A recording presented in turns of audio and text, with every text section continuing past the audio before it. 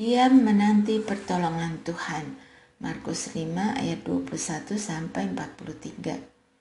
Sesudah Yesus menyeberang lagi dengan perahu, orang banyak berbondong-bondong datang lalu mengerumuni dia, sementara ia berada di tepi danau. Datanglah salah seorang kepala rumah ibadat yang bernama Yairus. Ketika ia melihat Yesus, sujudlah ia di depan kakinya dan memohon dengan sangat kepadanya, "Anak perempuanku hampir mati. Datanglah kiranya dan letakkanlah tanganmu ke atasnya, supaya ia selamat dan tetap hidup." Lalu pergilah Yesus dengan orang itu. Orang banyak berbondong-bondong mengikuti dia dan berdesakan mengerumuni dia. Di situ ada seorang perempuan yang sudah 12 tahun menderita pendarahan.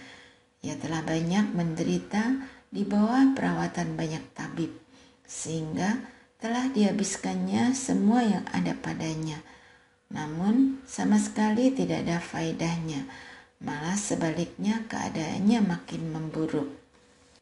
Dia sudah mendengar tentang Yesus, maka di tengah-tengah orang banyak itu, ia mendekati Yesus dari belakang dan menyentuh jubahnya. Sebab katanya, "Asal ku sentuh saja jubahnya, aku akan sembuh." Seketika itu juga sumber pendarahannya mengering, dan ia merasa bahwa badannya sudah sembuh dari penyakitnya. Pada saat itu juga, Yesus mengetahui bahwa ada kuasa yang keluar dari dirinya. Lalu ia berbalik di tengah orang banyak dan bertanya, "Siapa yang menyentuh jubahku?" Murid-muridnya menjawab, "Engkau melihat bagaimana orang-orang ini berdesakan mengerumunimu, dan engkau bertanya, 'Siapa yang menyentuh aku?'" Lalu ia memandang sekelilingnya untuk melihat perempuan yang telah melakukan hal itu. Perempuan itu yang menjadi takut dan gemetar ketika mengetahui apa yang telah terjadi atas dirinya, tampil dan sujud di depan Yesus dan dengan jujur memberitahukan segala sesuatu kepadanya. Lalu katanya kepada perempuan itu, "Hai anakku, imanmu telah menyelamatkan engkau. Pergilah dengan damai dan tetaplah sembuh dari penyakitmu."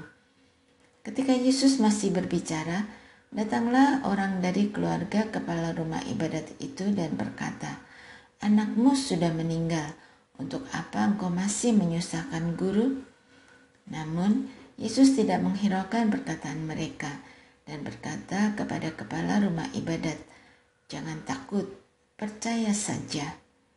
Lalu Yesus tidak memperbolehkan seorang pun ikut serta, kecuali Petrus, Yakobus, dan Yohanes, saudara Yakobus. Mereka tiba di rumah kepala rumah ibadat, dan di sana dilihatnya orang-orang ribut, menangis dan meratap dengan suara nyaring. Sesudah masuk, ia berkata kepada orang-orang itu, "Mengapa kamu ribut dan menangis? Orang ini tidak mati, tetapi tidur." Namun mereka menertawakan dia. Semua orang itu disuruhnya keluar, lalu dibawanya ayah dan ibu anak itu, serta mereka yang bersama dia masuk ke tempat anak itu. Lalu dipegangnya tangan anak itu, katanya, "Talita kum," yang berarti, "Hai anak perempuan, aku berkata kepadamu, bangunlah." Seketika itu juga anak itu bangun dan berjalan, sebab umurnya sudah 12 tahun. Mereka semua sangat takjub. Dengan sangat ia memperingatkan mereka, supaya jangan seorang pun mengetahui hal itu. Lalu ia menyuruh mereka memberi anak itu makan. Saudara-saudari yang terkasih dalam Kristus, hari ini kita akan merenungkan tema Dia menanti pertolongan Tuhan berdasarkan Markus 5 ayat 21-43. Perikop ini menceritakan dua peristiwa yang memperlihatkan kuasa Yesus dalam menyembuhkan. Seorang perempuan yang mengalami pendarahan selama 12 tahun dan anak perempuan Yairus yang hampir mati. Ketika kita dihadapkan pada masalah besar, reaksi alami kita adalah merasa panik, takut, dan cemas. Kita khawatir bahwa persoalan yang kita hadapi akan merusak usaha kita dan memporak-porandakan kehidupan kita. Keadaan panik ini seringkali membuat kita semakin sulit merasakan kehadiran dan pertolongan Tuhan. Kita terjebak dalam ketakutan sehingga tidak dapat melihat jalan keluar yang diberikan oleh Tuhan. Dalam bacaan ini, kita melihat contoh dari perempuan yang menderita pendarahan selama 12 tahun. Dia telah mencoba berbagai cara untuk sembuh, tetapi keadaannya tidak kunjung membaik. Ketika ia mendengar tentang Yesus, dia mendekat dengan diam-diam dan hanya berharap untuk menjamah jubahnya agar sembuh. Dengan penuh keyakinan, dia merasakan kuasa kesembuhan mengalir ketika ia menyentuh jubah Yesus. Begitu juga dengan Yairus, seorang kepala rumah ibadat, yang memohon kepada Yesus untuk menyembuhkan anak perempuannya yang sedang sekarat. Meskipun situasinya sangat mendesak, Yesus tidak terburu-buru. Ia meminta Yairus untuk tetap percaya dan membawa anak itu ke dalam ruang terpisah dari keramaian sebelum menyembuhkannya. Kisah-kisah ini mengajarkan kita untuk menanti pertolongan Tuhan dalam diam.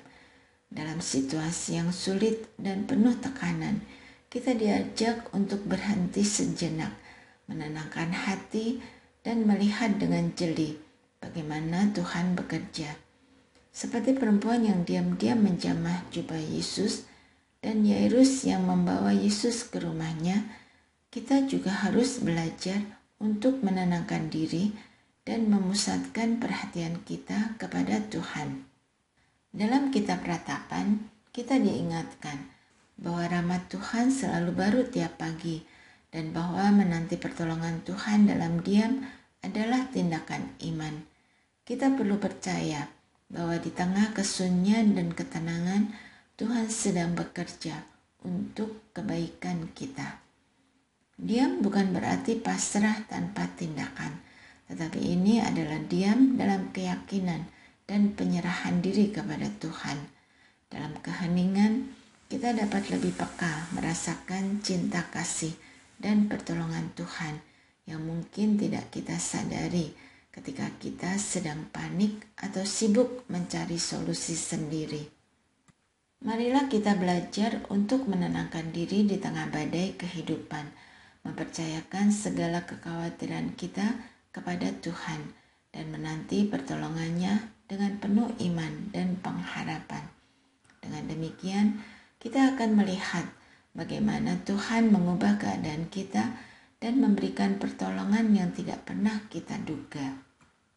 Diskusikan. 1. Bagaimana reaksi alami Anda ketika menghadapi masalah besar atau situasi yang menekan?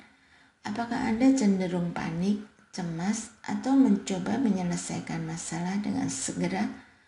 Bagaimana Anda bisa belajar untuk lebih tenang dan menanti pertolongan Tuhan dengan sabar? 2. Apakah ada pengalaman pribadi di mana Anda merasakan pertolongan Tuhan ketika Anda memilih untuk menenangkan diri dan menunggu?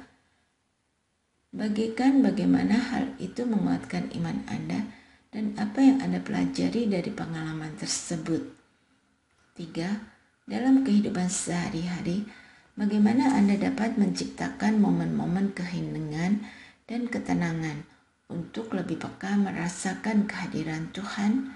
Apa langkah-langkah praktis yang bisa Anda ambil untuk mengatasi rasa cemas dan panik saat menghadapi masalah?